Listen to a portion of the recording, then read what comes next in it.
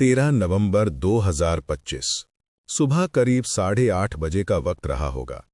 उत्तर प्रदेश के हमीरपुर जिले के मौदहा थाना क्षेत्र के अंतर्गत रमना नाम का एक गांव आता है। दो नौजवान लड़के इस गांव के मेन रोड से गुजर रहे थे। तभी वे दोनों देखते हैं कि सड़क पर काफी मात्रा में खून फैला हुआ है और वो जो खून है वो सड़क से लेकर अंदर झाड़ियों तक जा रहा था।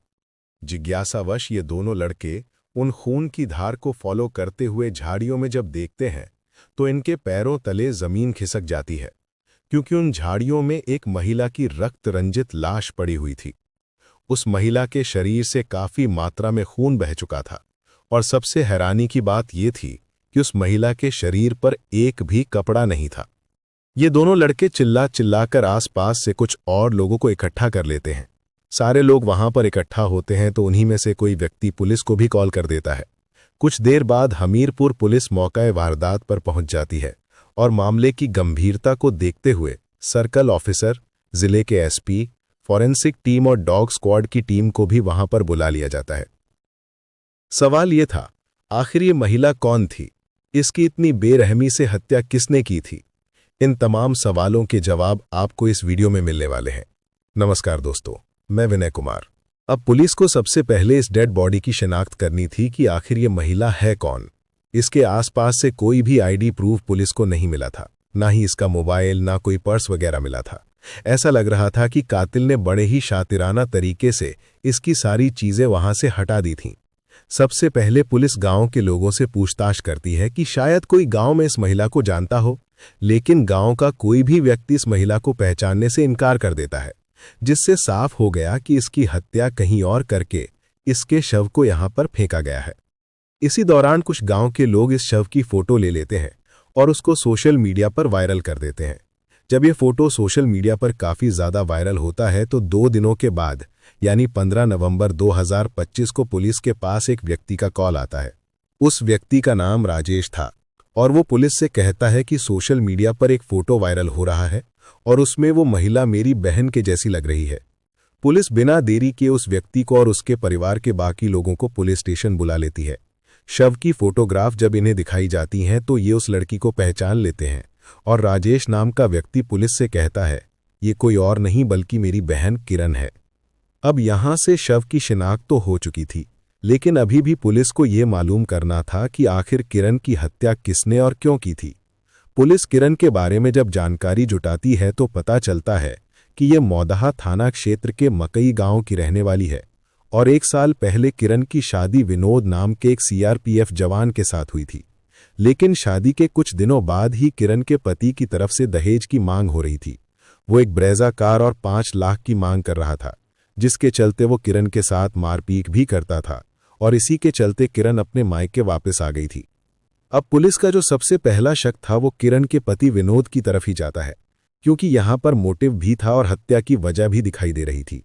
किरण के घर वालों का कहना था कि कुछ दिन पहले किरण के ससुराल वालों ने किरण को जहर देकर मारने की कोशिश भी की थी, तो सारे संकेत किरण के पति की तरफ इशारा कर रहे थे। इसलिए सबसे पहले पुलिस उसी के घर पहुंच जाती है। वहां पर बारीकी से पूछताछ होती है। जिस दिन किरण की हत्या हुई थी उस वक्त विनोद अपनी ड्यूटी पर था। इसके साक्ष्य भी पुलिस को मिल जाते हैं। विनोद के बाकी घरवाले भी अपने घर पर ही मौजूद थे। सारे सबूत और गवाहों के आधार पर पुलिस को यह पता चल जाता है कि इस केस में किरण के ससुराल वालों का कोई हाथ नहीं है। कोई भी ऐसा एविडेंस पुलिस को नहीं मिलता जिससे विनोद और उसके परिवार के ऊपर शक जाहिर किया जा सके। इसी दौरान किरण की पोस्टमार्टम रिपोर्ट भी आ जाती है, जिसमें पता चलता है कि 12 नवंबर 2025 को रात करीब 11 और 12 बजे के बीच किरण की हत्या हुई थी। अब कार्रवाई में आगे पुलिस सबसे पहले किरण के कॉल डेटा रिकॉर्ड निकालती है और उसमें पुलिस को पता चलता है कि 12 नवंबर 2025 की रात 8 और 10 बजे के बीच में किरण ने एक नंबर पर कई बार कॉल किया था।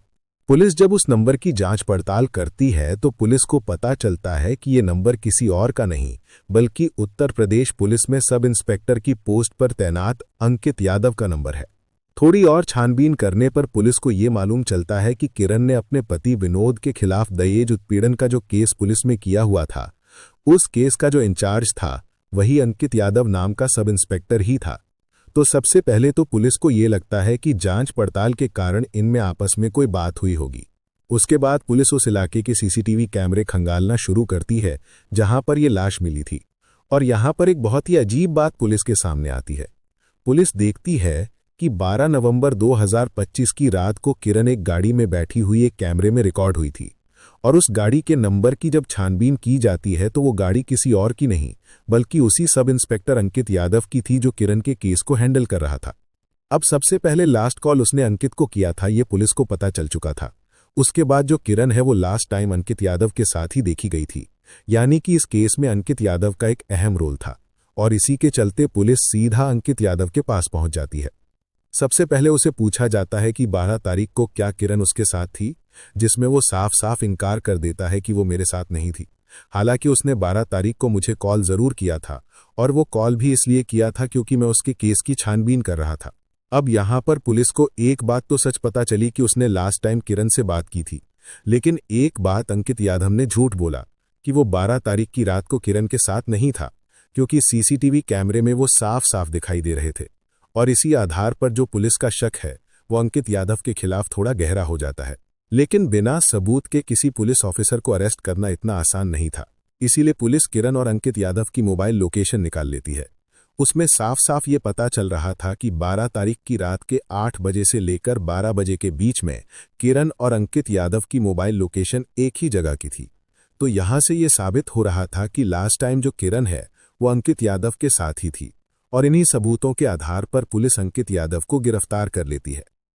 सब इंस्पेक्टर अंकित यादव को गिरफ्तार करने के बाद जब उससे सख्त लहजे में सवाल पूछे जाते हैं कि उस रात वो किरण के साथ क्या कर रहा था, आखिरी बार उसने किरण को कॉल क्यों किया था, साथ ही किरण की सीडीआर में यह भी पाया गया था कि उससे पहले 4-5 महीनों में अंकित यादव और किरण के बीच में घंटों घंटों की बातें होती थीं।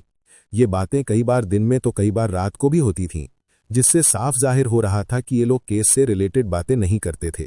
जब ये सारे सबूत अंकित यादव के सामने रखे गए तो वो टूट गया और उसने पुलिस को कहा कि 12 नवंबर 2025 को रात को उसकी किरण से बात हुई थी और किरण उससे मिलने भी आई थी। और मिलने के बाद वो हाईवे पर घूमने के लिए चले गए थे और उसके बाद रात तकरीबन 11 और 12 बजे के बीच में उसने किरण से कार में संबंध बनाए। उसके बाद हत्या करके उसके शव को रमना गांव में सड़क के किनारे झाड़ियों में फेंक दिया था। लेकिन सवाल ये उठ रहा था कि जो सब इंस्पेक्टर किरण के केस की जांच कर रहा था, उसने किरण की हत्या क्यों की? हत्या के पीछे का कारण क्या था? तो इस पर अंकित यादव जो बातें बताता है वाकई दिल दहला देने वाली हैं। दरअसल 2023 में अंकित यादव ने यूपी पुलिस में एसआई की पोस्ट पर ज्वाइन किया था।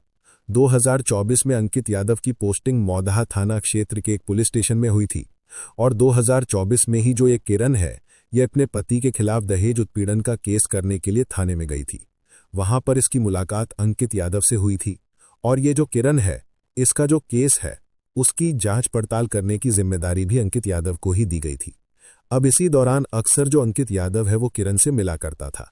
किरण दिखने में खूबसूरत थी, कहीं ना कहीं वो अकेली भी थी और उसके इसी अकेलेपन का और मजबूरी का फायदा अंकित यादव ने भी वो धीरे धीरे उसके करीब आने लगा। पहले तो वो केस के सिलसिले में किरण को फोन किया करता था, लेकिन देखते देखते वो किरण से दोस्त की तरह बात करना शुरू कर देता है। दोनों में दोस्ती हो जाती है और देखते देखते ये दोस्ती प्यार में बदल जाती है, क्योंकि जो किरण है वो पहले से ही अपने पति की सताई हुई औरत थी। उसे एक साथी की तलाश थी। उसे अंकित यादव में वो साथी दिखा। उसे लगा कि शायद अंकित यादव से वो शादी करके अपना घर बसा सकती है। और कुछ महीनों की बातचीत के बाद किरण पूरी तरीके से अंकित यादव के प्यार में डूब चुकी थी। इनका प्यार इतना गहरा हो चुका था कि जो किरण है वो अंकित यादव से शारीरिक संबंध भी बनाने लगी थी। जहां किरण को ये लग रहा था कि अंकित यादव उसका नया जीवन साथी बनेगा, वहीं जो अंकित यादव है वो केवल टाइम पास के तौर पर ही किरण के साथ रिश्ते को आगे बढ़ा रहा था। लेकिन कुछ दिनों के बाद ही किरण ये समझ चुकी थी कि अंकित यादव केवल उसके साथ टाइम पास कर रहा है। एक दिन उसने अंकित यादव से कहा कि मैं अपने पति विनोद, जो सीआरपीएफ में कांस्टेबल था, उसे तलाक देकर तुमसे शादी करना चाहती हूं। तो अंकित यादव ने साफ साफ इनकार कर दिया, जिस पर किरण ने अंकित यादव से कहा कि मैं तुम्हारे खिलाफ भी केस करूंगी कि तुमने मेरी मजबूरी का फायदा उठाकर मेरे साथ शारीरिक संबंध बनाए, मेरा शोषण किया और इसके चलते तुम्हारी नौकरी भी चली जाएगी। अब किरण की इन बातों से जो अंकित यादव है वो काफी डर जाता है और इसी डर के चलते अब वो एक खौफनाक प्लान बनाता है। वो 12 नवंबर 2025 को रात तकरीबन 8 या 9 बजे के बीच में किरण को कॉल करके मिलने के लिए बुलाता है और उसे कहता है कि आज हम अपनी शादी वाली बात को फाइनल करेंगे। किरण समझ रही थी कि शायद अब अंकित उसकी बातों से कन्विंस हो जाएगा। वो मिलने के लिए चली जाती है। पहले अंकित यादव उसे प्यार से समझाता है कि मैं तुमसे शादी नहीं कर सकता हूं, इस बात के लिए जिद मत करो। लेकिन किरण अपनी बातों पर अड़ी हुई थी और पहले से ही अंकित ने अपनी गाड़ी में एक चाकू और एक लोहे की रॉड रखी हुई थी। वो पहले से ही प्लान बनाकर आया था कि किरण अगर मान गई तो ठीक है, वरना उसे रास्ते से ही हटा देगा, क्योंकि किरण के कारण उसके ऊपर केस भी हो सकता था, उसकी नौकरी भी जा सकती थी। एक भारी रॉड से वो किरण के सिर पर हमला करता है, उसका गला भी दबाता है और उसके बाद चाकू से उसके ऊपर कई बार वार करता है ताकि उसके जिंदा बचने के कोई भी चांस ना रहे। उसके बाद ये किरण का मोबाइल ले लेता है, उसके पर्स से आईडी प्रूफ वगैरह ले लेता है, साथ ही उसके सारे कपड़े भी उतार देता है ताकि किसी भी तरीके से उसकी शिनाख्त ना हो सके। उसके बाद वो रमना गांव के रास्ते पर ले जाता है और झाड़ियों में उसके शव को फेंक देता है। उसके बाद वो घर आता है, अपनी गाड़ी को अच्छे से धोता है। उसे लग रहा था कि वो कभी भी पकड़ा नहीं जाएगा, लेकिन कातिल चाहे कितना भी शातिर क्यों न हो, चाहे वो पुलिस वाले ही क्यों न हो, अगर उसने कत्ल किया है तो वो जरूर पकड़ा जाता है। और इस केस में भी हमें ऐसा ही देखने को मिला। कहीं ना कहीं हम पुलिस पर बहुत ज्यादा भरोसा करते हैं। जब भी हमारे साथ कुछ गलत होता है तो हम सबसे पहले पुलिस के पास जाते हैं। लेकिन अगर वही पुलिस वाले रक्षा करने की बजाय भक्षक बन जाएं, तो उसका क्या किया जाए? तो इस केस से बहुत सारी चीजें साफ होती हैं। ये वीडियो बनाने का उद्देश्य आपको जागरूक करना है कि आपको कभी भी भावनाओं में बहकर किसी के प्यार में नहीं पड़ना है। किसी के करीब जाने से पहले आपको 10 बार उसके बैकग्राउंड को, उसके बिहेवियर को चेक करना जरूरी है। इस डरावनी घटना से सीख ये मिलती है कि भावनाओं में बहकर किसी पर बिना समझे विश्वास करना खतरनाक हो सकता है। किसी भी रिश्ते में किसी पर भरोसा करने से पहले उसके व्यवहार, इरादों और पिछला इतिहास जानना जरूरी है। कभी कभी वही लोग जिन पर हम भरोसा करते हैं हमारे लिए खतरा बन सकते हैं। इसलिए अपने फैसले सोच समझ कर लें और किसी पर अति विश्वास न करें। प्यार या दोस्ती में सतर्क रहना और समझदारी से विश्वास करना ही सुरक्षित जीवन की कुंजी है। दोस्तों, इस घटनाक्रम को साझा करने का मेरा मकसद किसी के दिल को ठेस पहुंचाना नहीं है, बल्कि इस कहानी के माध्यम से लोगों को जागरूक करना है। जय हिंद दोस्तों।